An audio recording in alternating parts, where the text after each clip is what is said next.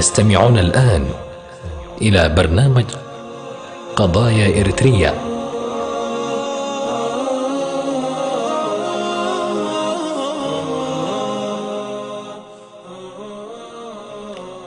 بسم الله الرحمن الرحيم. الحمد لله رب العالمين، والصلاة والسلام على نبينا محمد وعلى آله وصحبه أجمعين. مستمعي راديو سلام ومشاهديها، السلام عليكم ورحمة الله وبركاته. مرحبا بكم في حلقة جديدة من برنامجكم قضايا إريتريا، نتناول فيها عن ما تحدثنا عنه في الحلقة السابقة، وهو العلم وأهميته. ضيفي أو ضيفي في هذه الحلقة الدكتور حسن سلمان، الباحث في الشؤون الأفريقية، والدكتور بيان صالح بيان من الرياض سيكون معنا عبر شاشة، وهو كذلك أحد الدعاة المعتبرين في الساحة الإريترية. أرحب بضيفي الكرام وأبدأ حلقتنا على بركة الله. أيها السادة الكرام، تحدثنا في الأسبوع الماضي عن أهمية التعليم ودوره في بناء المجتمعات. التعليم بنوعيه، العلم الشرعي والعلم الأكاديمي، وقلنا أن ذلك كله من نعم الله تبارك وتعالى، وكله يقرب إلى الله تبارك وتعالى إذا حسنت النيات وحسن المقصد. وتحدثنا بعمق عن تاريخ التعليم في إريتريا، ورأينا منذ عصر الإيطالي إلى عصرنا الحادث كيف كان سلسلة التعليم في إريتريا. اليوم سنتناول حال هذا التعليم وأسباب ضعفه وتدهوره، وأين هو الآن وفي أي مربع يقف التعليم في إريتريا. أثيوبيا تملك 15 جامعة، الصومال يملك 18 جامعة، أما السودان فهو معروف بالتعليم وكم خرج من أجيال طيبة لإريتريا، واستفاد منه الشعب الإريتري كثيرا. جيبوتي تنعم بجامعات أيضا، فما دور إريتريا في ذلك؟ فنطرح هذه الأسئلة على ضيفينا الكرام، ونبدأ بشيخنا ودكتورنا الغالي الدكتور حسن سلمان. فإلى اللقاء. مرحبا بكم دكتور، وأهلا وسهلا بكم. يتجدد اللقاء بكم وأنتم على خير. أهلا وسهلا. نتناول حلقتنا اليوم لنلقي الضوء على التعليم الإريتري. كيف حاله الآن، ولماذا هو يعتبر من التعليم الضعيف؟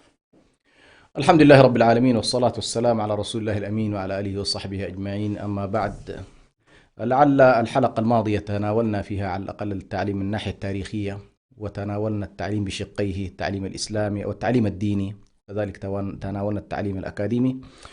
ولكن دعنا نقول بأنك أنت تتكلم عن دولة أولا حديثة النشأة، من حيث ميلاد الدولة الإريترية يعتبر ميلاد حديث إذا قورنت على الأقل مع بقية الدول الأفريقية. ثم أيضا في إطار هذا الميلاد الحديث أيضا يعني مرت 30 سنة تقريبا وهي في حرب التحرير.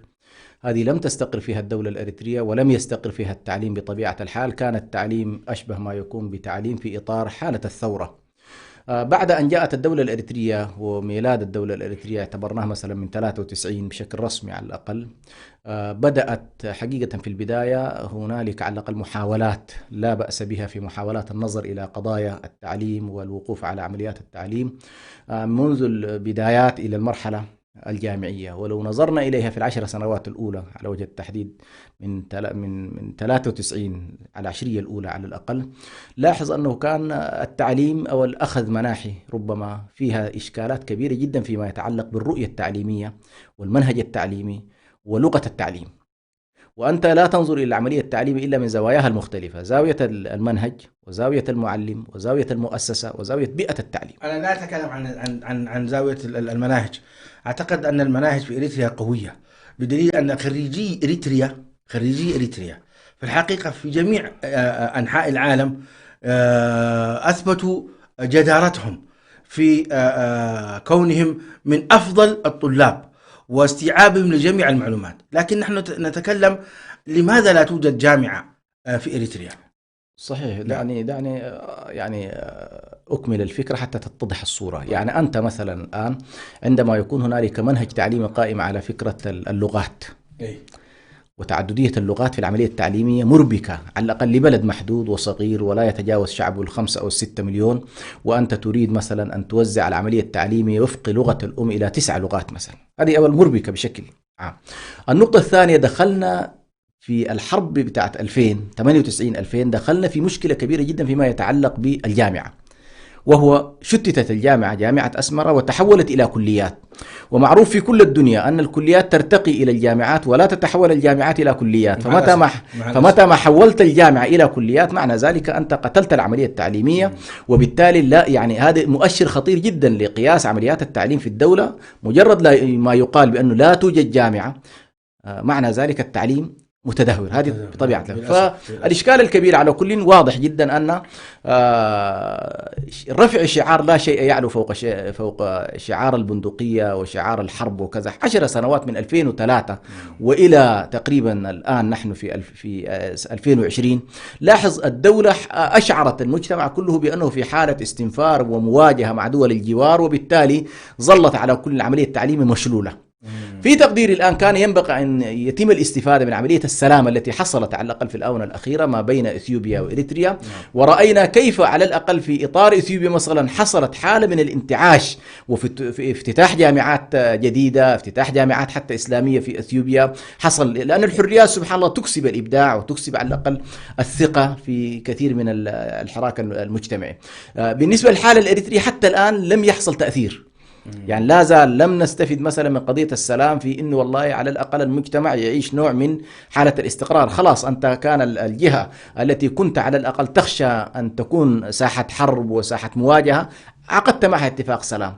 إذا لماذا يكون لا زال العقلية لا زالت عقلية معسكر ساوى، والتعليم لا زال مرتبط بالعسكرة، والجامعة لا زالت على الأقل كما كانت مشتتة في شكل كليات؟ فعلى كل يبدو هذا أول إشكال كبير جدا فيما يتعلق بالسياسة التعليمية والنظر إلى مسألة الجامعات وأهميتها على الأقل داخل الدولة الإريترية. وإلا كما تفضلت بالنسبة للطالب الإريتري حتى وهو في خارج سياق الدولة، يعني هو في مرحلة الثورة وهو تحت الاحتلال كان متميز جدا وكان قادر حتى في كل العهود، في العهد الإيطالي، العهد البريطاني، العهد الإثيوبي، كان الطالب الإريتري تجد حتى اللي يتخرج من رابعة، يتخرج من سادسة، يتخرج من المرحلة الثانوية، هذا كان يعتبر خلاص يعني ما شاء الله. ومعظم قيادات الثورة الإريترية لو تلاحظ تخرجوا من هذه المستويات التعليمية. فالتعليم من ناحية تاريخية أو على الأقل الإنسان الإريتري من حيث قابليته ومن حيث ذكائه ومن حيث حرصه على العملية التعليمية هذا لا غبار عليه، يعني ما فيه إشكال. لكن نلاحظ الآن في الآونة الأخيرة هنالك تراجع كبير جدا فيما يتعلق بالأداء التعليمي، جزء منه كما ذكرت أنا نتيجة الحروب، جزء منه يتعلق بمسائل المناهج وغيرها. طيب في وجهة نظرك دكتور حسن، ما هي الرؤية الشرعية لهذا الموضوع؟ لماذا حرم الشعب الإريتري التعليم باعتبار أنه نعمة من نعم الله تبارك وتعالى؟ تعليقكم على ذلك؟ على كل أول كل ما يتعلق بالإخفاق البشري، القرآن الكريم يعلمنا مقولة مهمة جدا، وهو أولما أصابتكم مصيبة قد أصبتم مثليها قلتم أن هذا قل هو من عند أنفسكم. يعلمنا أن ننظر إلى الأمور بأنها من عند أنفسنا. عند أنفسنا هنا قد تكون إخفاقا دينيا، بأن تكون هنالك مشكلة حاجبة للإنسان في الوصول إلى الحقيقة، لأن حجب الحقائق هي نتيجة الذنوب والمعاصي تحجب عنك الحقائق. والإنسان أحيانا قد يحجب عن الله بذنب، وقد يحجب عن حقائق العلم بذنب، وقد يحجب عن الوصول مثلا إلى الصواب بذنب. هذا جهة من الجهات. لكن أحيانا يعني القرآن يميل معك أيضا إلى أن تتعرف على من عند أنفسكم تحديدا ما هي، من أين أتيت، ما هو نوع المعصية التي ارتكبتها. فمثلا الصحابة رضوان الله عليهم لما أخفقوا يوم أحد قال الله لهم من عند أنفسكم، لكن فصلها لهم بقوله ولقد صدقكم الله وعده إذ تحسونهم بإذنه حتى إذا فشلتم وتنازعتم في الأمر وعصيتم من بعد ما أراكم ما تحبون منكم من يريد الدنيا ومنكم من يريد الآخرة. لاحظ هنا أن من عند أنفسكم فصلها لهم بحيث والله الاستباء الصورة عندنا ربما الآن لو سئلنا جميعا لما هزم الصحابة نقول والله الرماة خالفوا لكن انظر إلى البعد الذي أعطاه القرآن، وسع لهم المساحة بأن يمكن تكاد 4 أو 5 عوامل تسببت في هذه الهزيمة. فنحن أيضا عندما نقول والله ما حصل للشعب الإريتري في التخلف التعليمي هو من عند نفسه، جزء منها قد يكون بأننا اتجهنا إلى العلم بعيدا عن الله مثلا، لم نجعل العلم موصلا إلى الله سبحانه وتعالى. يا سلام. قد يكون أيضا هنالك ضعف في إرادتنا للعملية التعليمية نفسها، وهذه إشكالية، لأن الله عز وجل أمرنا أن نقرأ وأمرنا أن نتعلم. اقرأ باسم ربك الذي خلق، الرحمن علم القرآن، خلق الإنسان علمه البيان، وقل رب زدني علما. فعندما تخفق في أن تتجه نحو التعليم هذا نفسه معصية. هل المنكرات العامة لها دور في ذلك؟ الشرك بالله، المزارات، الذبح لغير الله، الاعتقاد بالأولياء والصالحين، انتشار حانات الخنا عزكم الله والقمور وما إلى ذلك، هل هذه لها دور في ذلك؟ الحفلات، حينما يكون عندنا مثلا حفلات وطنية، حفلات خاصة، حفلات عامة، تجد أن شعبنا الإريتري إلا من رحم الله مع الأسف يسهر إلى الفجر وهو يعني يمارس شيء من الفحشاء والمنكر وإلى آخره حتى الفجر. هذه هل لها دور في ذلك؟ هل ممكن تحرمنا الخير؟ عموما قاعدة المؤمن هنا لابد أن نقعد قاعدة: وضعية الكافر ووضعية المسلم. وضعية الكافر أحيانا قد يتاح له في الدنيا أمور ولكنه في نفس الوقت لا تتاح للشخصية المسلمة. يعني المسلم يعامل أحيانا بذنوبه عقوبات عاجلة في دنياه، والكافر قد لا يعجل له ذلك. لماذا؟ لأن الله سبحانه وتعالى أخر له عقابه مثلا في الآخر. هو بلا شك بأن هذا النوع من الأشياء التي ذكرت هو تحرمنا على الأقل عن العلم بالله عز وجل، والحرمان عن العلم بالله سبحانه وتعالى أعظم أنواع الحرمان. أيضا قد تحرمك عن التوفيق في الدنيا.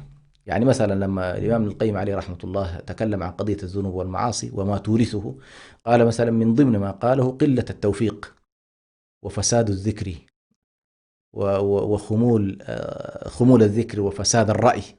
فالإنسان بطبيعة الحال الذنوب تورث كل هذه القضايا، تورث قلة التوفيق، تورث الحرمان، تورث أن لا يرى الأمور كما هي، تورث الخذلان، تورث عدم كل هذه واحدة من المسببات. فهي بطبيعة الحال الذنوب لها آثارها على كل في حركة المجتمعات. هل ترى، طيب دكتور حسن، أحسن الله عليكم على هذا البيان الجميل، هل ترى أن مثلا من أنواع العقوبات التي تسببها هذه الذنوب والمعاصي أن تسلط علينا مثلا حكومة غير عادلة، أو أن نبتلى بحروب تلو الحروب، أو أن يدب بيننا خصوصا معاشر المسلمين يدب بين العداوة والبغضاء؟ هل هذا ممكن وارد؟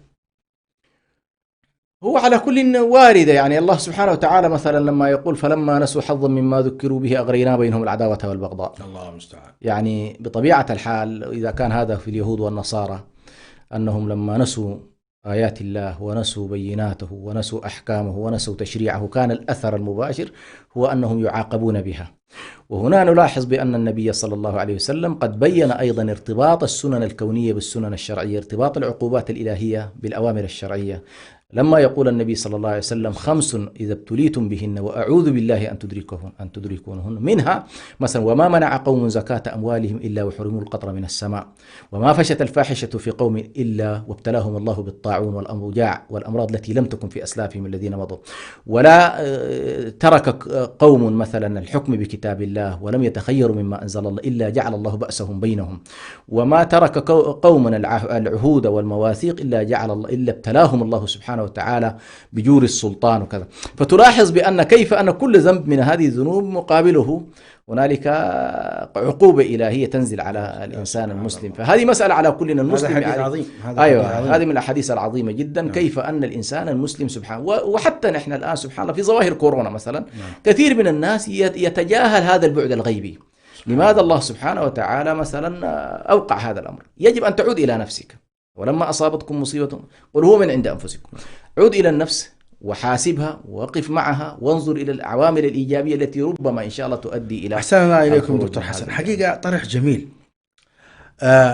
خلينا نخرج قليلا عن حلقتنا. نجد أن كثير من الدعاة أو من المحللين والمفكرين الإسلاميين يبتعدون غالبا عن هذا الطرح الإسلامي الجميل، وتجدهم يعني يركزون حول الأسباب المادية. الآن نحن مرينا على الأسباب المادية وقلنا أن طول مرحلة البحث عن الاستقرار. نعم. كان له دور. صحيح. وقلنا أيضا الحروب التي مرت كان لها دور. نعم. وكذلك أيضا طريقة المناهج، طريقة المناهج صار لها دور. نعم. وأيضا الذنوب، المعاصي والمخالفات الشرعية لها دور كبير فيها. نعم. عدم طرح بهذا الأسلوب في الدعاة، ما سبب ذلك؟ السبب في ذلك للأسف الشديد يعني كثير، على الأقل من خلال احتكاكي على الأقل بالبيئات العلمية هذه المعرفية، ألاحظ بأن كثير ممن يكتبون عن الظواهر الاجتماعية والظواهر السياسية والظواهر التعليمية، الدراسات التي انطلقوا منها لا تعتبر البعد الغيبي مطلقا. فهم مثلا عندهم ما هي الحقيقة؟ الحقيقة يقول لك ما ظهر بالحس والتجربة، فهو وهو يحلل مستصحب معه هذا التعريف. إذا عنده قضية الذنوب، وهو يسمى هذا يسمونه الميتافيزيقا، بمعنى ما وراء الغيب. هو عنده ما وراء الغيب في كل المؤسسات الجامعية الغربية التي درس فيها لا تستصحب هذا البعد ولا تستحضره ولا تريد أن يكون حاضرا. لكن لو دخل بمدخل إيماني، بمدخل التعريف الإيماني للمعرفة، ما هي المعرفة في الإسلام؟ المعرفة ما ثبت بالوحي والحس والتجربة. هنا سطر هذا وبالتالي أنا الآن كمسلم أنظر إلى المعارف من هذه الزاوية، إنه زاوية الوحي عندي حاضر. عندي مثلا الدعاء سبب، عندي الدعاء سبب قوي. صحيح. مثلا صحيح. عندي أن تلجأ إلى الله وتتضرع إليه سبب، عندي كثرة الاستغفار سبب، عندي اللجوء إلى الله والتضرع والانكسار بين يديه سبب. تمام. يعني الله سبحانه وتعالى مثلا لما يقول ولقد أخذناهم بالعذاب فما استكانوا لربهم وما يتضرعون. انظر كيف أنه سبب مادي، أن الله ابتلاك بشيء، لكن نظر إلى الزاوية الأخرى في مسألة البعد الغيبي. فأنا أقول جزء كبير للأسف من المحللين ومن الذين على الأقل يتصدرون الآن كثير من مواقعنا تنظر إلى الأرضية المعرفية التي يقفون عليها هي أرضية مادية وضعية بحتة، لا يستطيع أن ينظر إلا من هذه الزاوية. ثم ينظر أيضا للأسف الشديد بنوع من الهزيمة. جزاكم الله خير حسن، يعني طرح جميل وتحليل رائع، ولولا ضيق الوقت حقيقة لأسهمنا في هذا المجال بشكل كبير. دكتور حسن، رغم هذه الظروف الصعبة التي مر بها الشعب الإريتري، نجد في الحقيقة أن الشعب الإريتري الحمد لله يمتلك عدد لا بأس به من الدكاترة والأطباء والمهندسين والمعلمين والأكفاء، وصلوا لمرحلة التعليم وتحدوا هذه الظروف. كيف كان ذلك؟ أولا كما تفضلت، يعني الشعب الإريتري بشكل عام يتصف جزء كبير منه، ويكاد يكون الغالبية فيه والطلاب على وجه التحديد يتصفون بأنهم إعصاميون، شخصية عصامية. يعني كثير من الطلاب الذين نعرفهم يتصف بأنه شخص عصامي، وقفت معه الأسرة أو لم تقف معه هو متجه، سانده المجتمع ولم يسانده المجتمع فهو منطلق. هذه على كل جزء كبير من الطلاب. ولعل أعرف كثير من الطلاب كان يجمع ما بين التعليم في الفترة الصباحية وما بين العمل في الفترة المسائية. تجده مثلا يعمل في المساء إلى الساعة 8 إلى الساعة 10 بالليل ويدرس في الفترة الصباحية. وربما أنا واحد من الذين مروا بهذه التجربة، بأنه مثلا كنت من المراحل المتقدمة جدا، يكاد يكون ما قبل المتوسطة، ارتبطت بالعمل بشكل مباشر. يعني أنت في المراحل الابتدائية هذه صعب أنك تقوم به، لكن مع ذلك الواحد دخل في هذا الجانب بحيث والله يوفر قوت يومه لليوم الثاني. فجزء كبير من هذا الاتجاه الموجود. النقطة الثانية أيضا الأسر الإريترية بالرغم من معاناتها وفقرها وهجرتها، لكن تلاحظ سبحان الله عندهم قضية التعليم كانت مسألة أساسية. كثير من الناس ما يملك إلا بقرة واحدة أو ما يملك إلا غنيمات، تجده يبيعها ويعطيها الولد ويسفر الولد. أقلها يوفر له المواصلات التي يصل بها إلى السودان، يصل بها القاهرة، يصل بها اليمن، وبعد ذلك ينطلق الشاب ويواصل حياته. فهذه تقريبا أيضا مسألة الأسرة ودور الأسرة وتضحية الأسرة أيضا. سنأتي إن شاء الله إليها، سنأتي إلى الأسرة وما إلى ذلك. مشاهدي الكرام، معي عبر الهاتف الدكتور بيان صالح بيان. باسمكم جميعا أرحب به. مرحبا دكتور بيان. أهلا وسهلا ومرحبا حبيبي الغالي الشيخ برهان، يا أهلا وسهلا فيك. حياكم الله، نورتونا يا أخي. يا مرحبا يا مرحبا. النور معكم، البرهان كله. البرهان بالتقريبا يعني نور.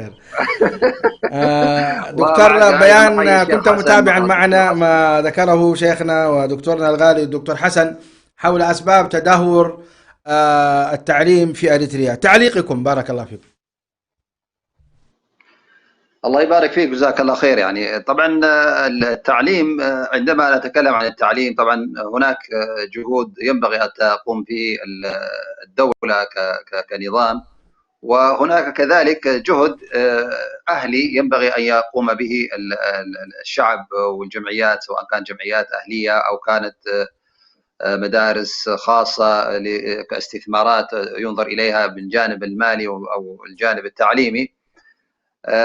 لكن الإشكالية التي وردت طبعا هو تدهور التعليم. طبعا هذا الأمر خاصة يعني لو ناخذ كمجمل التعليم، يعني ليس بالضرورة أن يكون التعليم الإسلامي ولا تعليم اللغة العربية، لكن كتعليم كله الآن يعاني في إريتريا، ونفتقد إلى جامعة مرموقة أو جامعة علمية تكون منارة للتعليم.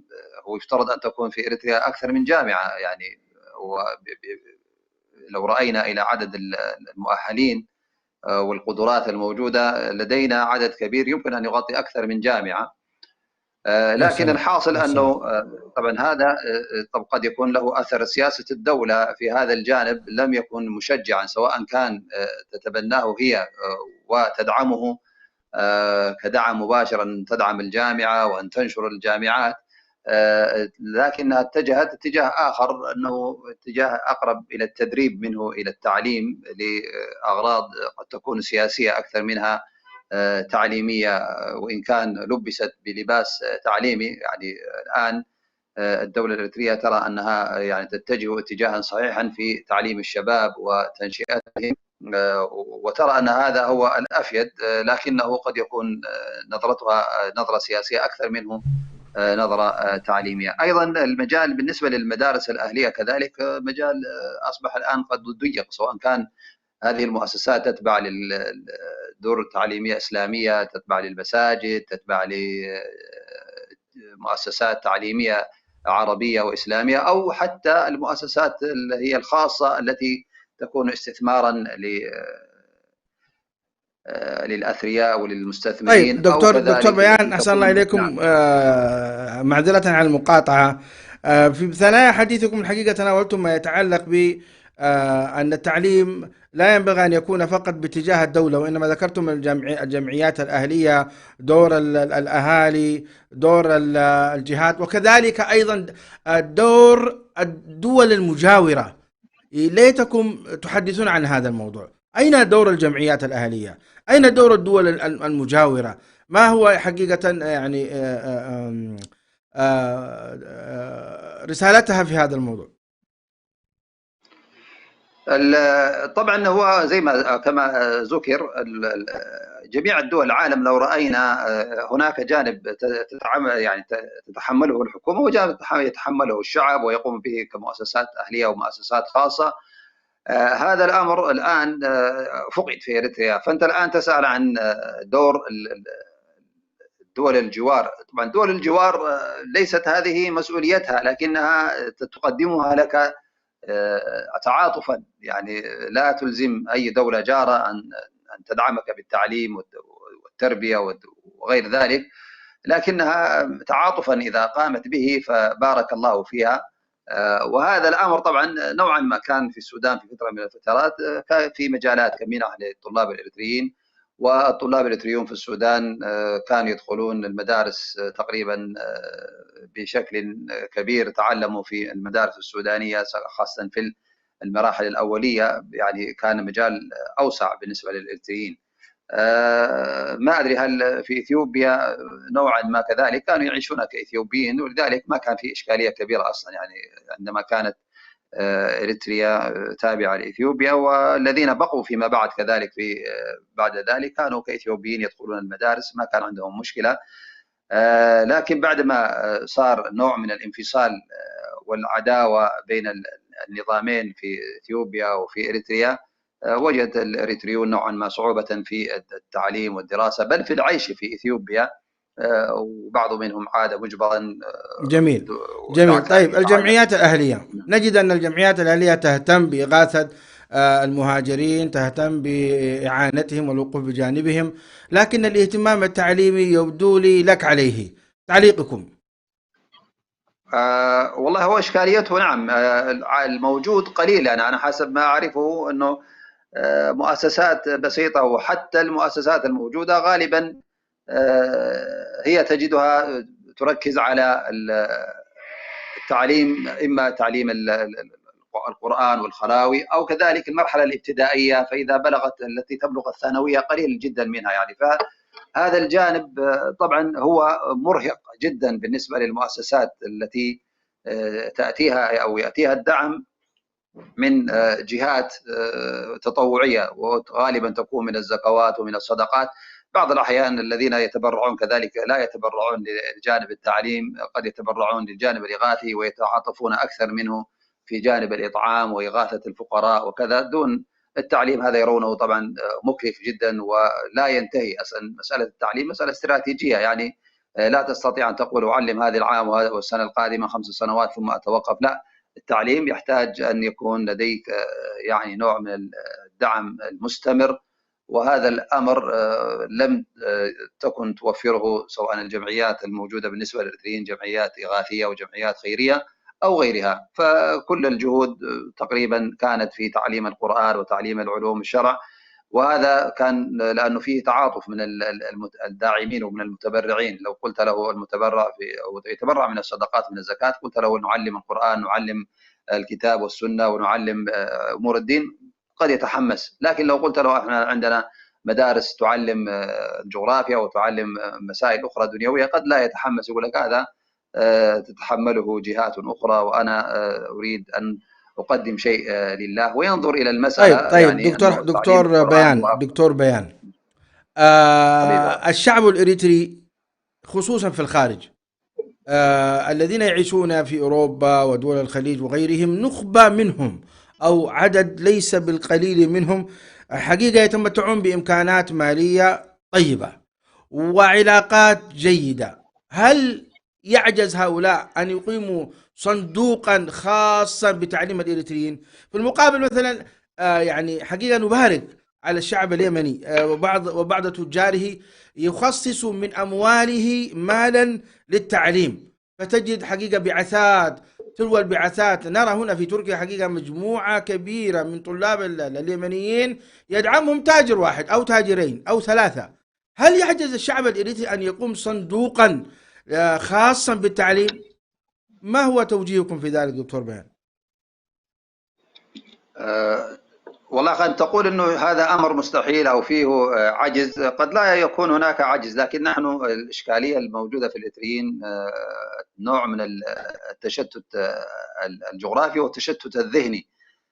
نحن متشتتون في دول عالم متفرقة، والمغتربين قد يكون لديهم قدرات أفضل من الذين في داخل إريتريا، لكن هو الناس أصبحت تقريبا لا يقودها أحد يعني، وما في أحد هذا الجانب أعطاه يعني ما ينبغي أن يعطى من الجهد ومن التفكير حتى يجمع من له اهتمام ورغبة في التوجه نحو تعليم الشعب الإريتري وتقديم ما يستطيع أن يقدم للشعب الإريتري في الجانب العلمي. أغلب المتاح كان، حتى الجمعيات كانت تركز على البحث على المنح. يعني أغلب الناس أو أغلب الجمعيات والمؤسسات التي أقيمت، حتى مؤسسات تعليمية أقيمت على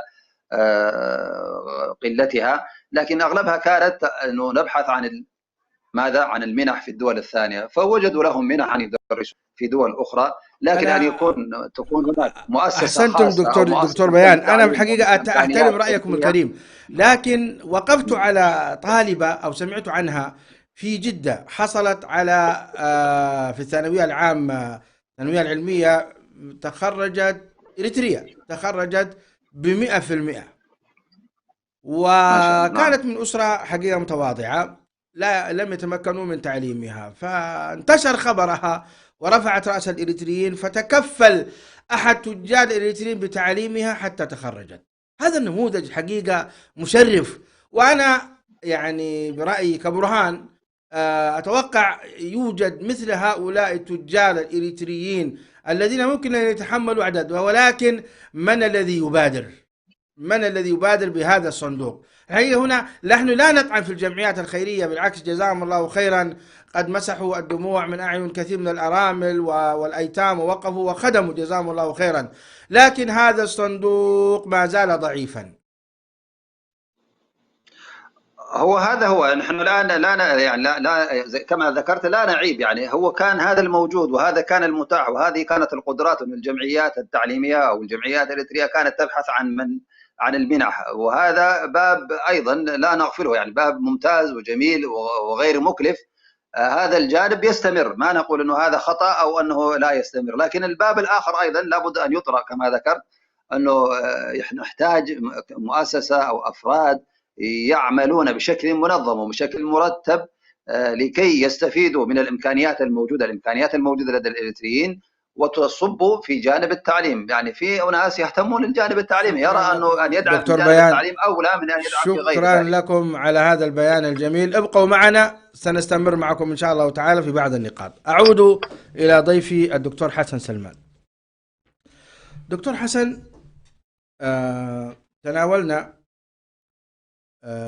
عن بعض النماذج الطيبة من الطلاب الإريتريين والذين تعلموا في جامعات العالم، ولدينا الحمد لله نخب طيبة. اليوم الآن نريد أن نتحدث عن نقطتين أساسيتين. النقطة الأولى أنتم في معرض كلامكم تطرقتم لها، وهي دور الأسر سواء كان في الداخل أو في الخارج، ما كانوا عليه من قبل وما ينبغي عليه الآن. في 3 دقائق ماذا تعطينا في هذا؟ النقطة الثانية، دور المنح التعليمية في المساهمة العلمية للشعب الإريتري. أولا كنت أحب أن أعلق على كلام الدكتور، يعني هو حقيقة موضوع مهم جدا فيما يتعلق بفكرة الصندوق أو المبادرة، وهو حتى نكون حقيقة أيضا لا نتجاهل بعض الأشياء. هنالك عدد من منظمات علمية ذات طابع أكاديمي بحت أثمرت وأنتجت، أعرف بعضها مثلا لها مدارسها ولها مؤسساتها العلمية الأكاديمية وشغالة حتى الآن، وبعضها تبنى مثلا بعض الإخوة جزاهم الله خير مناضلين قدماء مثلا قائمين على مؤسسات تدعم الطالب بعد دخوله إلى الجامعة، يتبنوا مثلا فكرة. بعض الجمعيات أيضا نشأت أخيرا مهتمة بالطلاب الإريتريين، أعرف أنهم مثلا منظمات في كندا وغيرها تجري، لا زال هي أعدادها محدودة، لكنها مثلا فقط فكرتها أن تهتم بالطالب بعد أن يدخل.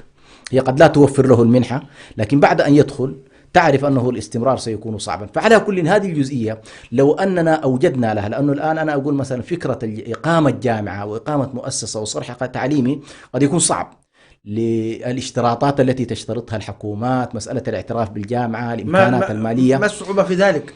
يعني إذا حرمنا أن نقيم جامعة في إريتريا، هل يحرم الشعب الإريتري، هل يعجز الشعب الإريتري أن يقيم جامعة في خارج إريتريا؟ على كل هذا تتوقف، أنا أقول الفكرة كفكرة جيدة، دعنا نقول الفكرة كفكرة جيدة، ويمكن على الأقل في دول الجوار إذا تواصل الشعب الإريتري من خلال مؤسسة على الأقل قائمين عليها شخصيات وممولة ومدعومة ويقف وراءها على الأقل رجال أعمال من الإريتريين، والهدف الحقيقي الأساسي لها بعيدا عن أي مصالح أخرى تريد أن تهتم بالطالب الإريتري والعناية به بما أنه تعذر عليه الوضع بنوعيه تريد أن تعلم. نعم. تريد أن تعلم. نعم. فهي أنا أقول ليست مستحيلة، ولكنها تحتاج إلى جهد واستمرار، لأن الجامعة لا بد لها من اعتراف، لابد لها من. النقطة الثانية هو الآن أيضا أراه مهم، أحيانا قد تقيم صرح محدود جدا، ولكن الآن صار التعليم متاح عبر الإنترنت، نظام الجامعات المفتوحة الحمد لله جزء كبير من التعليم الآن صار يدار بالإنترنت. فأنا أقول نحن نحتاج على الأقل فئة من الناس تقوم على المبادرة بما سميته بصندوق الدعم، صندوق دعم التعليم. يا سلام. صندوق دعم التعليم أنا أتوقع إن شاء الله يجد على الأقل رجال أعمال، يجد لو افترضنا بس أن كل إريتري موجود في الخارج يتبرع في هذا الصندوق إن شاء الله بدولار واحد في الشهر. نعم. لو افترضنا في 100,000 إريتري مثلا، تصور أنك أنت يمكن أن تدخل مبلغ لا بأس به وتستطيع أن تسير أعمال. فالشاهد المسألة تحتاج إلى مبادرات. صحيح. ولا ننتظر، يعني لا ننتظر الآخرين. أما بالنسبة لمسألة الطلاب والتحديات حقيقة التي واجهوها كما ذكرت، الأسرة الإريترية كانت تساهم بشكل كبير جدا على مستوى الصمود والصبر وأحيانا سبحان الله أعرف بعض الأسر تقسم أبنائها فتجعل بعضهم للتعليم والبعض الآخر للعمل. بحيث والله الأب يستعين ببعض أولاده معه في العمل، ولكن آخرين يقدمهم إلى التعليم. وأحيانا تكون عملية تدوير، من درس إلى المرحلة الثانوية يتفرق لإخوانه الصغار حتى يستطيع. هذه حقيقة لو أردت أن تقف على نماذج الشعب الإريتري في هذا النوع ستجد هنالك ملفات ضخمة جدا من هذا النوع، وفيها فعلا كيف أن هذا الشعب لمدة 60 سنة، أنت الآن لو افترضنا من 61 إلى اليوم أنت عبارة في جيل كامل، يعني الذي على الأقل ولد في سنة 61 يعتبر الآن عمره يعني تقريبا يعني 50 سنة أو كيف ترى هل أو 60 سنة لو أتيحت الفرصة نعم. للشعب الإريتري أن يعود إلى بلاده بهؤلاء النخب، هل يبنون البلد؟ والله لا أشك في ذلك، أن الثروة البشرية التي يمتلكها الشعب الإريتري ثروة هائلة يستفيد منها الآن غير الشعب الإريتري. ثروة من الأطباء، ثروة من الصيادلة، ثروة من الخبراء. يعني فقط مثلا لو أشرت إلى الجمعية الطبية التي نشأت في الألفينات، بداية الألفينات، كان فيها ما لا يقل عن 300 طبيب وطبيبة ومختلف التخصصات الطبية. كم يحتاج الشعب الإريتري إلى، يعني اعتقد المسألة لو قسمتها بالعدد وأن كل 10,000 مثلا مقابلهم يكون كذا طبيب، ستلاحظ أن هؤلاء فعلا فيهم منهم. النقطة الثانية، في هنالك كثير من الطلاب الآن مثلا يديرون جامعات في أفريقيا ونعرفهم ولنا معهم صلات، تجدهم أساتذة ودكاترة مثلا، إما عمداء كليات، إما أنهم يستفيدون تستفيد منهم الدول الأفريقية والدول العربية. ففي تقديري إريتريا غنية جدا بثرواتها البشرية، ولكن تحتاج إلى أن الدولة تستطيع أن تنظر بأفق مختلف وبرؤية مختلفة. وتاريخيا دعني أقول بعض المجموعات تتصور على الأقل بأنه والله كل شيء تقوم به الدولة، ليس بلازم. الدولة أحيانا إذا شعرت بأنها ليست قادرة تدمج ما بين التعليم الحكومي والتعليم الأهلي، وتقنن التعليم الأهلي، تضبطه من الناحية المالية، تضبطه من الناحية المنهجية، تضبطه من ناحية الإشراف، ولكنها لا تقوم كلها بمسألة التعليم. ولاحظنا ذلك ربما في التجربة السودانية، كيف أن التجربة السودانية فتحت فيها عملية التعليم، هنالك جامعات حكومية وهنالك جامعات أهلية. إذا كانت الدولة مثلا غير قادرة، إمكاناتها لا تسمح لها، قدراتها لا تسمح لها، أترك المجتمع ليقوم بشيء من هذه الأعباء. وأعتقد أن المجتمع الإريتري كما تفضلت فيه الكثير من الإمكانات التي يمكن إن شاء الله لو أتيح لها المجال أن تنتج في داخل وطنها، ويكون الشعب على الأقل مستفيد من هذه القدرات وهذه الإمكانات. ونتمنى حقيقة أن يحصل ذلك قريبا، وليس ذلك على الله بعزيز. دور رابطة علماء إريتريا. رابطة علماء إريتريا حقيقة مع أنها نشأتها يعني قريبة العهد، ولكن حاولت منذ اليوم الأول في تأسيسها، كان التعليم عندها أساسي، وضعت له أمانة خاصة وتحركت له بشكل كبير جدا، تحركت له في عدد من الدول للحصول على موضوع المنح الدراسية والمنح التعليمية، وفكرت كذلك في أن توجد على الأقل مبادرة ما اسميناها بمبادرة موضوع الصندوق، على الأقل إذا نعم هذا اللي كنت أريد أن أسألك عنه. نعم. ما المانع أن تبادر رابطة علماء إريتريا لإنشاء هذا الصندوق؟ أنا أرجو من مستمعي الأكارم أن يفيدونا بمقترحاتهم وآرائهم حول هذا الموضوع. هل ممكن أن تبادر رابطة علماء إريتريا لهذا الصندوق؟ رأيكم الكريم حول الفيسبوك لراديو سلام. واصل دكتور حسن. حياك الله. على كل نحن طبعا في إطار على الأقل الرابطة منذ اليوم الأول كما ذكرت حاولت أن تجعل على الأقل مسألة التعليم أساسية، لأنه جزء من اختصاصها. هي أبعدت نفسها عن العمل الخيري وأبعدت نفسها عن كل ما يتعلق بالأمور، لكن وركزت في محورين أساسيين: محور الدعوة إلى الله سبحانه ومحور التعليم. وبفضل الله زارت عدد من الدول تقريبا للوقوف على هذا الموضوع، ووصلت بفضل الله سبحانه وتعالى في هذا الاتجاه إلى اتفاقيات محترمة جدا نتيجة تقدير هذه الدول للرابطة واعترافها تقريبا بالرابطة، وبعض الدول فتحت على الأقل مكاتبها. لكن وقفت حقيقة أمام الرابطة مشكلة أن والله فعلا عندك الفرصة للتعليم، عندك الفرصة للمنح، المستعدين الناس يعني يجعلوا الرابطة واجهة لهذه المنح، لكن تواجه الرابطة لها مشكلة من أين لها أن توفر هذا. على كل وفق إمكاناتها خلال السنة الماضية مثلا استطاعت أن تدخل عدد من الطلاب إلى بعض الدول، وخاصة في تركيا على الأقل كانت هنالك بعض الفرص وتم تقريبا الحمد لله استيعابها. لكن كم العدد الذين حصلتم عليه المنح والآن درسوا؟ يعني ما أقل من 20 شخص تقريبا الآن هم دخلوا الحمد لله، لكن كان الأفق أكبر.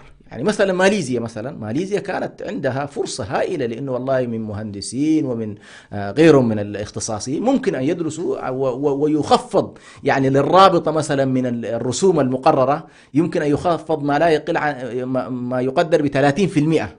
يخصم من الرسوم. فواجهتنا مشكلة أنه من الذي سيدفع الرسوم؟ الطالب لا يستطيع أن يدفع الرسوم. المشكلة الثانية الرسوم 70%. الرسوم 70%. بعد ذلك تواجهنا بعد أن يكون الطالب خلاص. أحيانا نوفر المنحة، ما عندنا مشكلة، نوفر المنحة، وبعض الجامعات التركية تقول لنا ما عندكم مشكلة، نحن نعطيكم المنحة مجانيا مثلا. لكن بعد أن يأتي الطالب إلى تركيا، من الذي سيتكفل بإعاشته وإسكانه وترحيله؟ فهذه الجزئية على كل، أنا أقول لو استطاعت الرابطة أن تتبنى مثلا فكرة صندوق التعليم، أو تبنت على الأقل هذا المشروع وجعلت هنالك تقريبا جهة تقوم على هذا الموضوع، أنا أعتقد أن عملية التعليم سيكون فيها فرص هائلة وكبيرة جدا. وخصوصا رأينا خلال ال4 سنوات الماضية حجم الفرص. أحيانا أنت سبحان تشعر بالحسرة لما تنظر إلى حجم الفرص وضيق الإمكانات التي تبني الموهوبين. نعم، نجد أن إريتريا تتمتع ببعض الموهوبين، يعني العباقرة حقيقة نسميهم العباقرة، لكن يحول بينهم وبين إكمال تعليمهم أيضا قلة ذات اليد.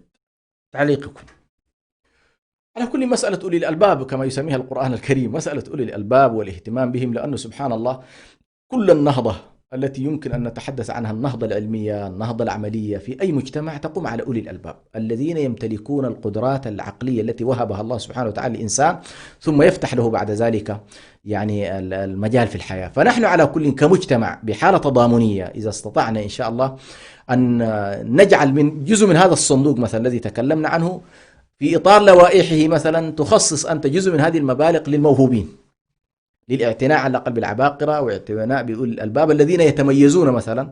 وهذا طبعا يعني شرط على الأقل مقبول عند الجميع، إنه والله أنا عندما أهتم مثلا يجب أن أهتم بالذين على الأقل عندهم القدرة على العطاء، عندهم القدرة على الإبداع، عندهم القدرة على أن يخدموا المجتمع في المنظور الاستراتيجي. فأنا أعتقد هذه المسألة أيضا يمكن أن تكون جزء من بوادر إن شاء الله أو مبادرات العمل الذي تحدثنا عنه. في دقيقة واحدة، ما هي نصيحتكم للشعب الإريتري بنوعيه في رفع مستوى التعليمي؟ هنا نحن نخاطب دكتور حسن رجال الأعمال، ونخاطب الأسر، ونخاطب الطالب نفسه أيضا. يعني الطالب نفسه كذلك نريد أن نؤدي له رسالة: إذا لم تتمكن الحكومة الإريترية أن تدعمك علميا، وإذا كان قد ابتليت بأسرة فقيرة، فهل تقف مكفوف اليدين ولا تعمل؟ رسالتكم حول توجيه حول هؤلاء الثلاثة. أنا أولا منذ فترة حقيقة أقول بأن من أكبر الأخطاء التي ارتكبت على الأقل من المهتمين بالشأن العام تسييس الملفات كلها. يعني كل الملفات وضعت في بوتقة السياسة، وكأنما إذا لم يتغير الوضع السياسي لا نستطيع أن نبذل في التنمية الاقتصادية، لا نستطيع أن نبذل في التنمية الثقافية والتعليمية، لا نستطيع أن نبذل في التنمية الاجتماعية والتماسك الاجتماعي. أنا أقول الشعب الإريتري دعه الآن يدخل مداخل مختلفة، بحيث الآن فليكن شعار التعليم أولا مثلا هو الشعار الذي يتبناه كل إريتري. يا سلام. ونجعل من هذا الشعار هو المدخل الطبيعي للتحول، لأنه جزء كبير من أزماتنا قد تكون أزمات تعليمية، أزمات فكرية، أزمات ثقافية، أزمات في تغيير الإنسان. لأن الإنسان إذا تعلم استطاع أن يعرف ما له وما عليه، إذا كان جاهلا تابعا لغيره يساق كالبهائم. فنحن دعنا نقول بأن والله الشعب الإريتري بكل مكوناته فليرفع شعار أن والله التعليم بالنسبة لنا مدخل، ولا نحاول أن نتصور بأنه لا نستطيع أن نعمل إلا عبر الدولة. لا، الدولة استطاعت أن تعمل فبها ما ونعمت، ما استطاعت أن تعمل المجتمع يقوم بأدواره. هنا طبعا في مسألة مهمة جدا، وخصوصا في الثقافة الإسلامية عندنا مفهوم الوقف الإسلامي. هذا طبعا كل المجتمع الإسلامي في التاريخ الطويل صحيح. كان التعليم يقوم به الوقف الإسلامي، ما كانت الدولة تقريبا تشغل نفسها بمسألة التعليم. فالآن نحن على الأقل في إطار الدولة الحديثة صحيح جزء كبير من الأعمال تكدست في الدولة، وصار المجتمع ينظر إلى الدولة. دعنا نغير الوجهة ونغير المنظور ونقول والله المجتمع واجباته أن يهتم بنفسه، نعم. وأن يهتم بتعليمه، نعم. وأن يرتقي بأدائه. صحيح. فهنا أنا أقول بكل اتجاهاتنا لو استطعنا إن شاء الله أن ننظر إلى عملية التعليم هدف مركزي بالنسبة لنا جميعا، أتصور بأن هذا الأمر إن شاء الله سيجد نجاحا باهرا.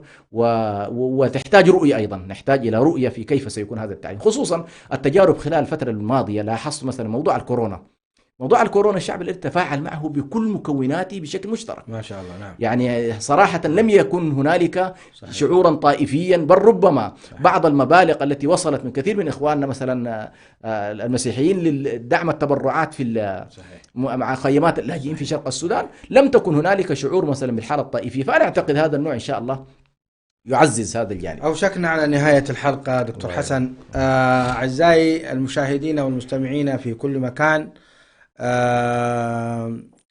لا يسعني في هذه الحلقة إلا أن أتقدم بالشكر الجزيل لله سبحانه وتعالى وللدكتور حسن سلمان هنا في استوديو، وكذلك الدكتور بيان عبر الهاتف من الرياض.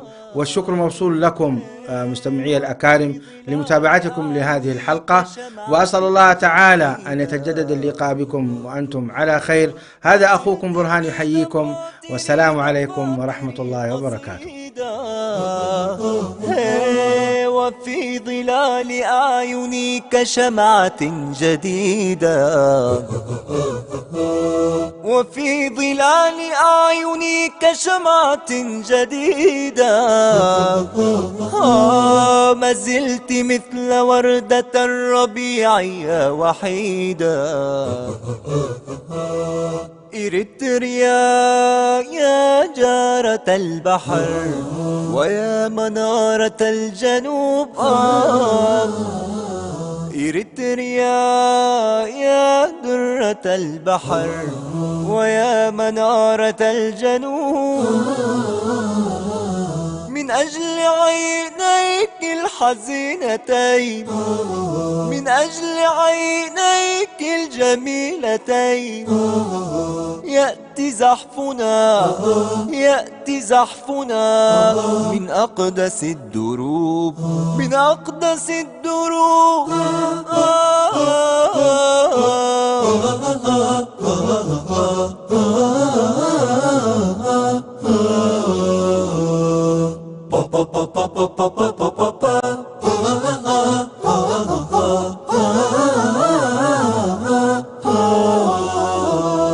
يا وردة يعشقها يعشقها أحبتي، يا عليك يا جنة عشت بها عشت بها طفولتي.